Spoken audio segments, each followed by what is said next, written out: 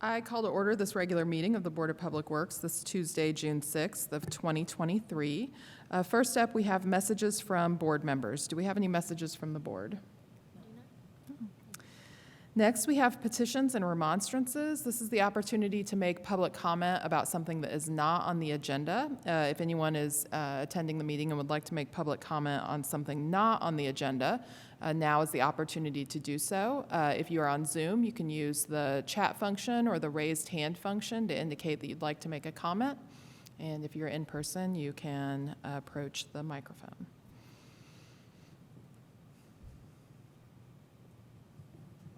I see nothing on Zoom. Seeing none. Next, we have the consent agenda. Under the consent agenda this evening, we have approval of minutes from May 23rd of 2023, Resolution 2023-27, 4th of July Parade, outdoor lighting service agreement with Duke Energy on East 2nd Street from South High Street to South Woods Crest Drive, and approval of payroll. Do we have any items that need to be removed from the consent agenda this evening? Do we have any public comment on anything within the consent agenda?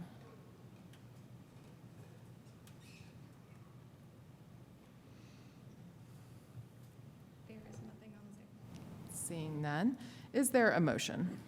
I move that we approve the consent agenda for tonight's meeting of June 6th, 2023. Second. All right, we have a motion and a second. I will call the roll. Carone? Aye. Lloyd? Aye. Cox-Deckard? Aye. Motion passes. Next up is new business. First under new business is preliminary engineering contract with Bledsoe Riggert Cooper James for the Overhill Drive and Smith Avenue sidewalk project. Good evening, Neil Copper with the Engineering Department. This is two projects that were prioritized by the City Council Sidewalk Committee to install new sidewalk on Overhill Drive from 3rd Street to 5th Street and on Smith Avenue from College to Walnut. The contract includes full design for Overhill Drive and only conceptual design for Smith Avenue. BRCJ was selected to perform the work. The contract is set at a not-to-exceed amount of $49,700. We currently do not have construction funding, but that would come in the future from the City Council Sidewalk Committee. And if construction funding is prioritized, then a future contract amendment would be necessary for the Smith Avenue portion in order to bring it through to full design instead of just conceptual design. I would be happy to answer any questions that you have, and staff supports the contract. Questions on this item? I'm just curious if on design projects like this where you don't have the funding ready, is there a point after which the design goes stale and has to be redone? It definitely can. So we generally discourage designing something if you don't see a path forward for that construction funding. It varies a lot. Some designs you could design it and nothing's going to change out there, and you still want the same thing a decade from now. Other projects, there might be redevelopment in the area, or standards might change. Usually we try to aim for within like a 3-year window to get construction. So do we have reason to think that there's going to be funding approved for this project within the 3-year window?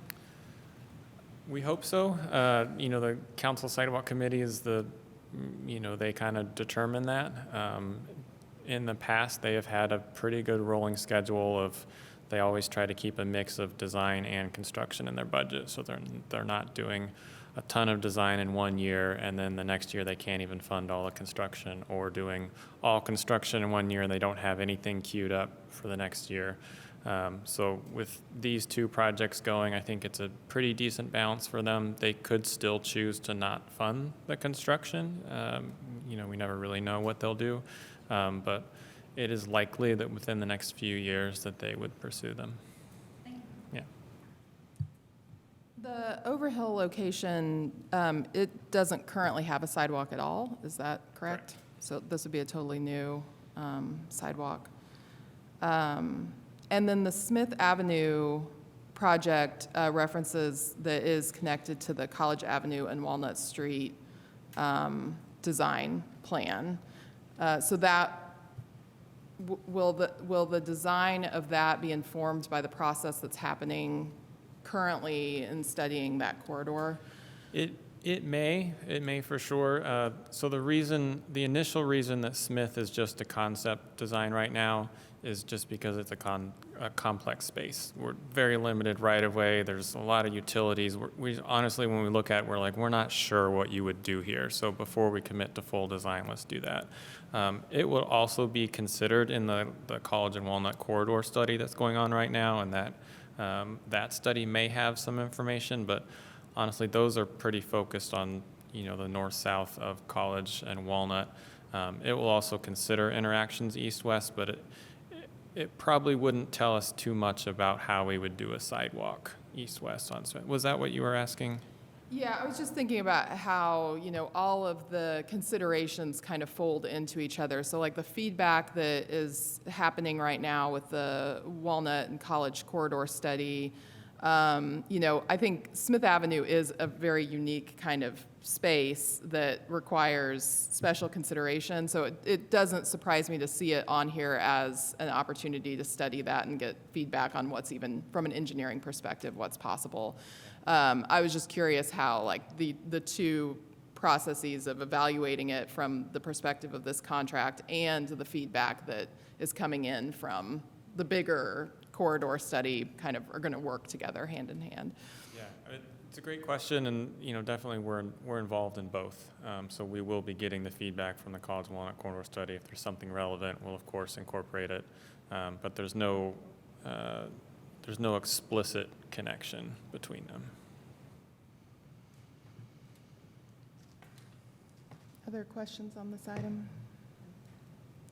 Any public comment on this item? And again, if on Zoom, if you'd like to make a comment, you can use chat or the raised hand function. I'm seeing none. All right, seeing none, is there a motion on this item? I move that we approve the preliminary engineering contract with Bledsoe Riggert Cooper James for the Overhill Drive and Smith Avenue sidewalk project. Second. All right, we have a motion and a second. I will call the roll. Corone? Aye. Lloyd? Aye. Cox-Deckard? Aye. Motion passes. Thanks. Next up is a noise permit and street closure request from Duke Energy on South Rogers Street from South Rogers Substation north to West Patterson Drive, and this is for Sunday, June 11th of 2023. Paul Kerber with engineering. Duke Energy is requesting a one-day full street closure on South Rogers Street. It's more or less from the substation north to West Hillside Drive. This closure is part of their continuing reliability project that's currently under construction. And they're requesting the full closure so that crews are able to use a crane to set the tops of some of the transmission line poles. They plan to do this Sunday, June 11th for about approximately 8 to 10 hours. And then this will include the noise permit application. It will just be the trucks and the crane. It won't be like jackhammer or anything like that. And then the official detour route is West Country Club to South Rogers Street up to Grimes. And I'd be happy to answer any questions. Thank you. Questions on this item?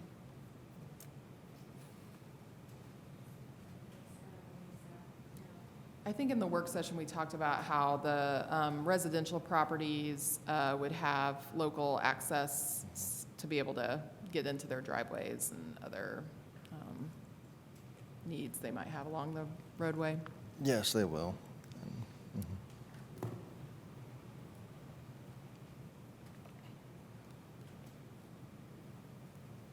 And is there any issue with the access to Switchyard Park in that during the work time? Or will it be? They'll still have access. Most of it will probably be from the south. Mm-hmm. Will be coming in from the south. Yeah. All right. Is there any public comment on this item?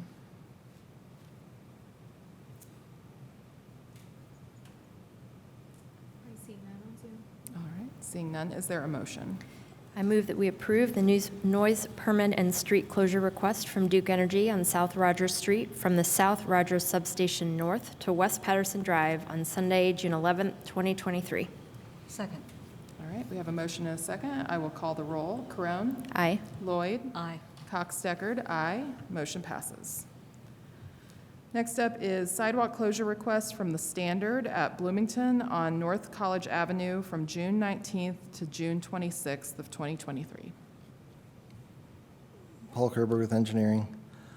This is part of the Standard at Bloomington's project on West 14th Street. They're adding the bus stop on North College Avenue between 14th and 15th on the west side of the street. And they'll be installing it's a bus stop and shelter. And they worked with Zach down at Transit to work out the details. And the project is planned for June 19th through June 26th, 2023. And they will actually be installing a pedestrian walk-around. So it won't be a full sidewalk closure, just the walk-around. And I'd be happy to answer any questions. Questions on this item? No. Is everything going okay on, access on this project? This has been a very long project with lots of different closures and restrictions and all of that. Just curious if we've had any recent issues with this at all. Not that I'm aware of. Currently, they're doing the full reconstruction on 14th Street. Right now, they're working just east of Walnut.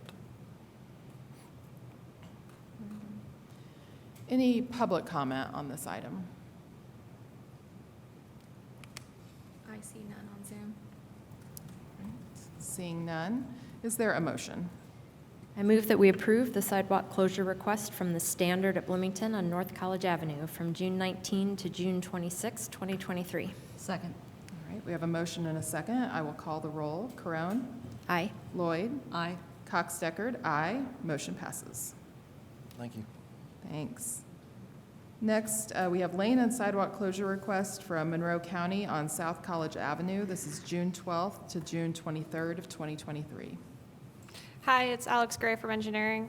Monroe County is going to be working on the Justice Building, which is at 301 North College Avenue, to utilize a lift and to replace and clean up the windows that they have up there because they're leaking right now. So they plan on doing it from June 12th to June 23rd, so about 10 days total, and they plan to redirect pedestrian traffic to the other side while they're doing the sidewalk or utilizing the lane, like the sidewalk there. And then they plan on having the lane closure on the west side as well. Questions on this item? I don't have a question, but I note that on our agenda, there's a typo, and it's identified as South College Avenue and not North College Avenue. That's right. Thank you.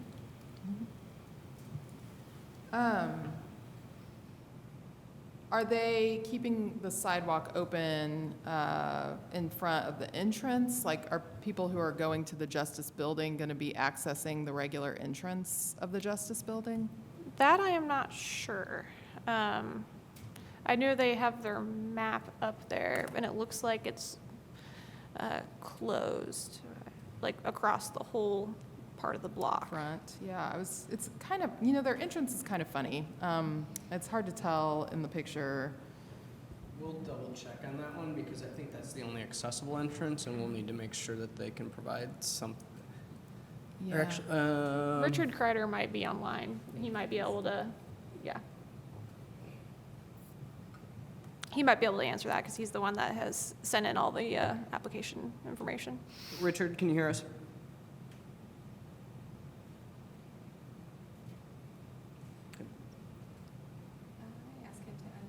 Richard, do you want to try to unmute? We're trying to figure out where the employee access for the courthouse will occur during this closure.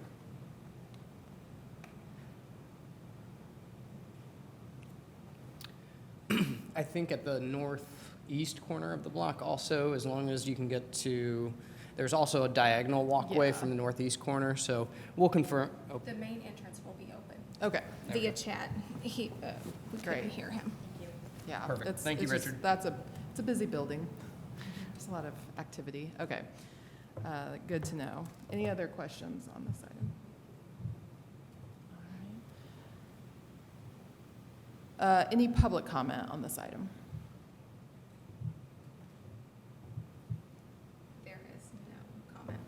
All right, seeing none, is there a motion? I move that we approve lane and sidewalk closure request from Monroe County on North College Avenue from June 12th to June 23rd, 2023. Second. All right, we have a motion and a second. I will call the roll. Corone? Aye. Lloyd? Aye. Cox-Deckard, aye. Motion passes.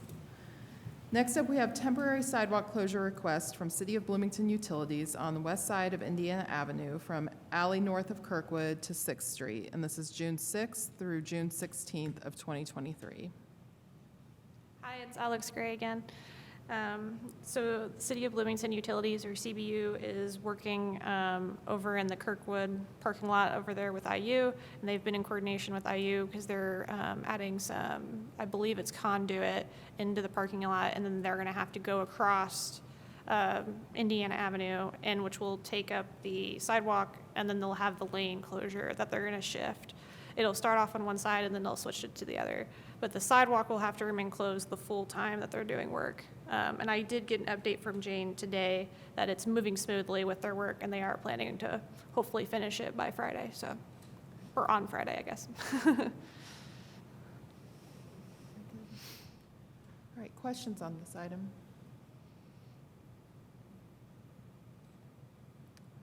Any public comment on this item? I see no comment on Zoom. Is there a motion? I move that we approve the temporary sidewalk closure request from the City of Bloomington Utilities on the west side of Indiana Avenue from the alley north of Kirkwood to 6th Street from June 6 to June 16, 2023. Second. All right, we have a motion and a second. I will call the roll. Corone? Aye. Lloyd? Aye. Cox-Deckard, aye. Motion passes. Thank you. Thanks. Next is lease with Summit Hill Community Development Corporation.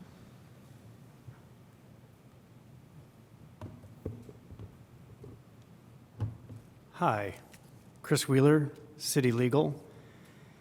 And we are requesting approval of a lease agreement with Summit Hill Community Development Corporation.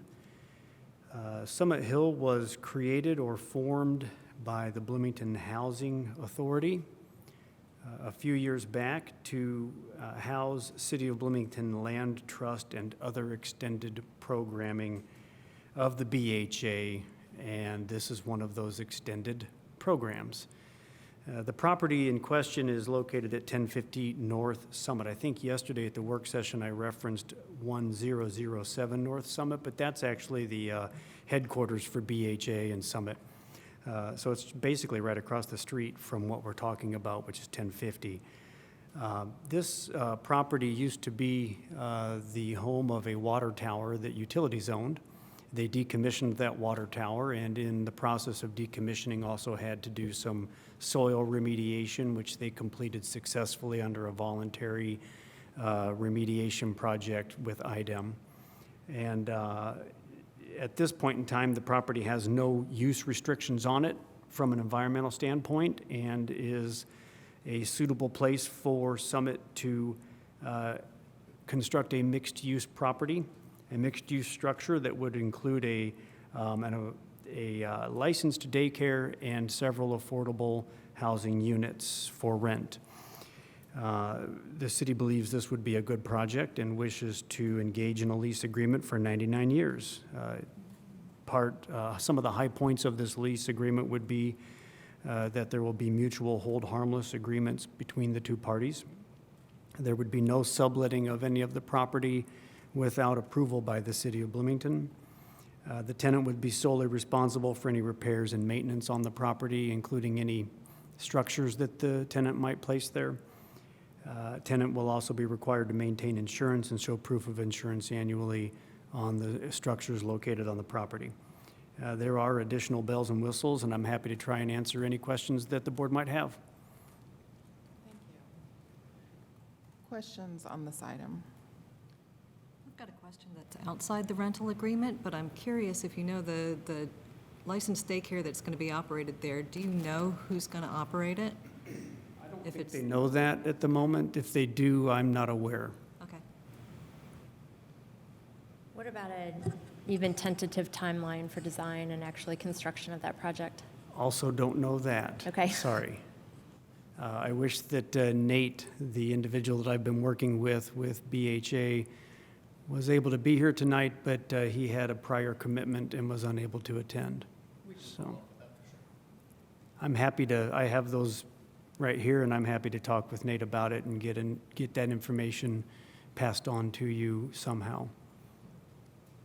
Are the other housing authority developments, are those on property leased from the city, or is that property like held by another entity?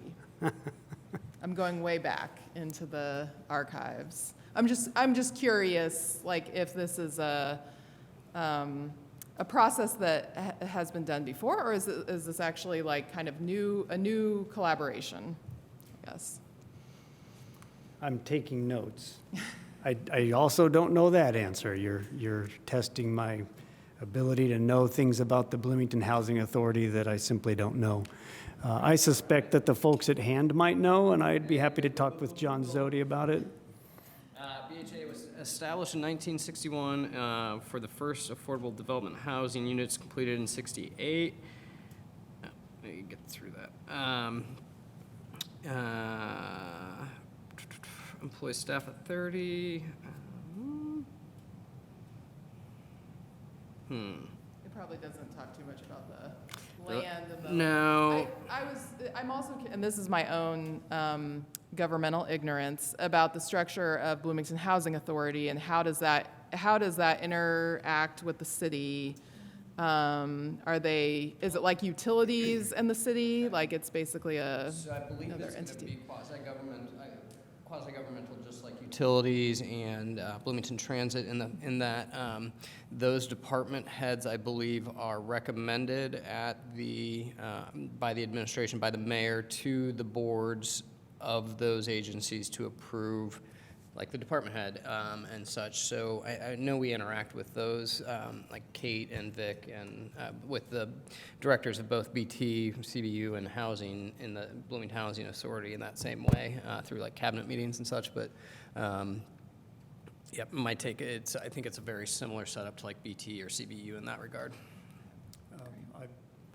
While we're talking about things like utilities, I guess I would like to point out actually that utilities is 100% a department of the city of Bloomington created by this board.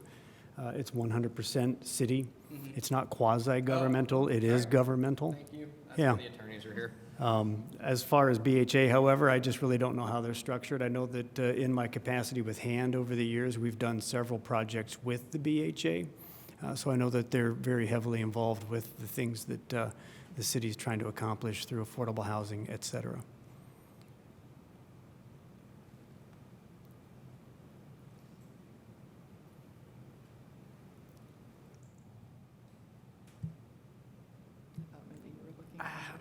Is there any, would the board like us to get the answers to these questions before taking action tonight, or would you like to?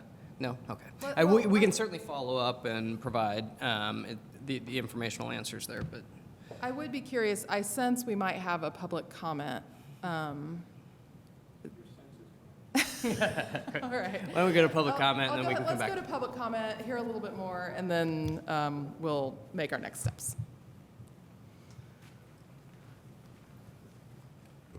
Good evening, Dave Askins with the B Square Bulletin. So first of all, I think we made some progress in dialing in the exact location, but we're not quite there. I think the exact address of this property is 1020 North Monroe Street. It is right in the vicinity of 1007 North Summit, but the subject property, I believe, is 1020 North Monroe Street. And if you look up the zoning for that, it's R3, which is residential small lot. So I guess my question is the planned use under the terms of this lease consistent with that zoning designation? Or is the plan to ask for a variance or a rezoning or whatever needs to be done? Or is it one of those cases where because it's government and not quasi-government, the government is not subject to the zoning restrictions? I don't know. So that's my question. Okay, great, thank you. Does Mr. Wheeler have an answer to that question? The public comment is correct. Actually, the lease does show 1020 as the property. I misstated it as 1050. As far as, let me take a peek at something real quick here.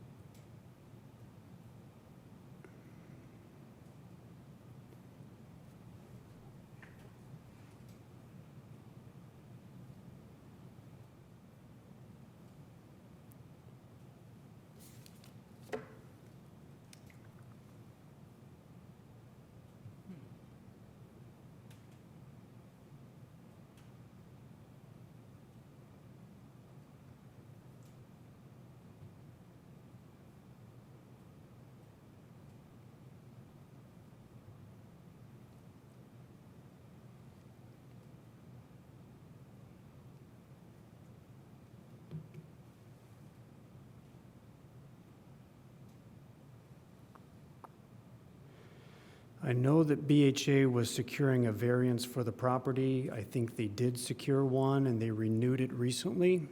I have not paid much attention to exactly what the variance says for the use, because it really wasn't something that I was overly concerned with. That was more on BHA's side to make sure that they have the right to do the things that they're going to do on the property. I'm looking to see if I have a copy of the variance here. I don't read these very often, so I'm not sure what I'm looking at. I apologize.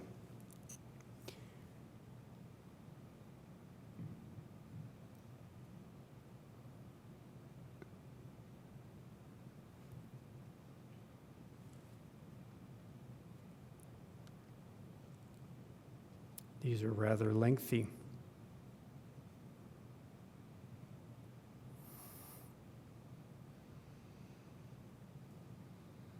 Here we are. Yeah, the petitioner requested a use variance to allow a daycare center and 3 multifamily residences in the residential core zoning district, and were granted that multi-use variance. It looks like April of 2020, and then I know they recently renewed it, and I don't know if I have a copy of that one in front of me.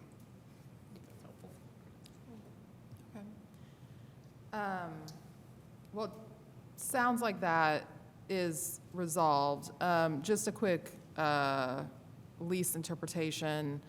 If something happens and the Summit Hill Community Development Corporation can't develop what is being proposed, then what happens to the lease that is agreed upon in this meeting?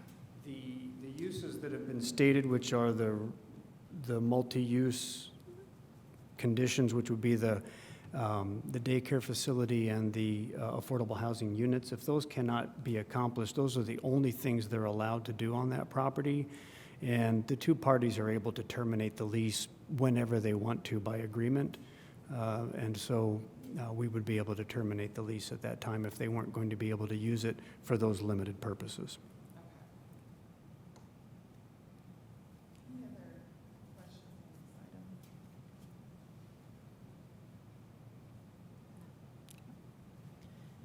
Any other public comment before we close out the public comment period? There is no comment on Zoom. Do we have a motion on this item? I move that we approve the lease with Summit Hill Community Development Corporation. Second. All right, we have a motion and a second. I will call the roll. Carone? Aye. Lloyd? Aye. Cox-Deckard, aye. Motion passes. Thank you very much. Thank you. Next up is change order number 3 with Chris LLC for upgrades and repairs to Fire Station number 4.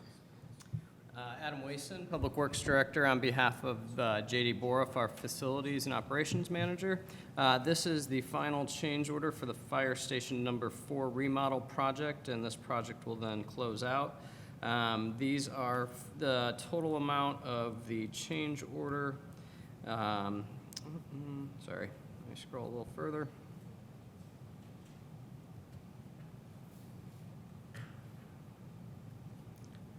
a lot of information as part of that community, that project that Chris was just going through.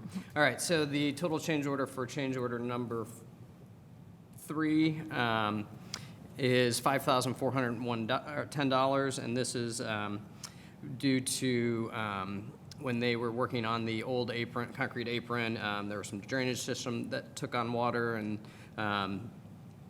from the adjoining downspouts and drained to the subgrade of the slab, and that had collapsed in some areas. So this was a repair of the drainage system to for the $5,410, which brings the total change order to $306,221.21, and we request your approval. Thank you. Questions on this item? Just a note that I'm going to recuse myself from this vote. Any public comment on this item? There's no comment on Zoom. All right, seeing none, is there a motion on this item? I move that we approve change order number 3 with Ann Chris LLC for upgrades and repairs to Fire Station 4. And I second. I will call the roll. Crone is Abstain. Lloyd. Aye. Cox-Deckard, aye. Motion passes. Next up is staff reports and other business. Just brief staff report tonight to remind folks that this upcoming weekend has the Grand Falloon Festival downtown. So starting on Friday, folks will start to see some road closures on Kirkwood for stage setup, other logistical setup. Saturday morning, beginning at 10 a.m., is the Bloomington Handmade Market until 4 p.m. And then concerts will start at the intersection of Washington and Kirkwood around, I think, 5:30, with several acts, and Flaming Lips is the headliner, so it could be a big show. We've been working closely with public safety and IU events to make sure we're all on the same page in terms of crowd size and such, and how we might adjust as the festival goes on throughout the day if needed. And so should be a fun and busy weekend downtown on Kirkwood. And beyond that, we do have tomorrow night at the City Council our sanitation rate proposal going for Committee of the Whole discussion, and I'll be giving a brief presentation on pavement, sidewalk, and side path condition index data to the council tomorrow night. So at the next work session, I'll give you a brief overview on that report as well. Thank you. That's all I have. All right. Next up is approval of claims. Any questions on the claims? Any public comment on claims? No comment on Zoom. Seeing none, is there a motion on the claims? I approve claims tonight in the amount of $586,458.03. Second. All right, we have a motion and a second. I will call the roll. Corone? Aye. Lloyd? Aye. Cox-Deckard? Aye. Motion passes. And if we have nothing else, I will call for adjournment.